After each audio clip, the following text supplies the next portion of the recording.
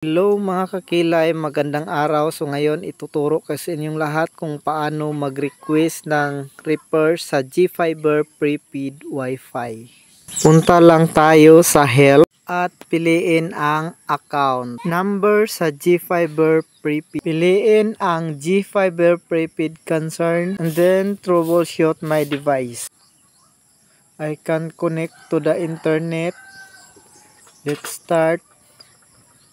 No. Piliin lang ang no.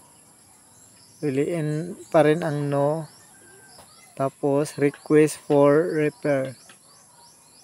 I will have to provide a permit. Yan, GFiber, I can connect to the internet. Tapos i-type natin dito ang read LOS. Read LOS kasi nag-loss.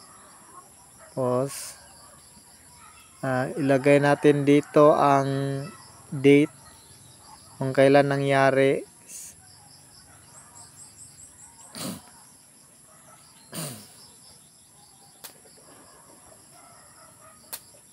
Tapos next.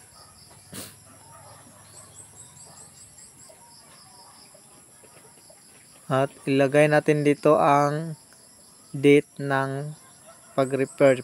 20 yung binigay. Tapos afternoon. At dito na tayo magbabayad ng deposito na 500 pesos. 500. Yan. I-link lang GCash natin. Tapos i-open natin ang GCash natin.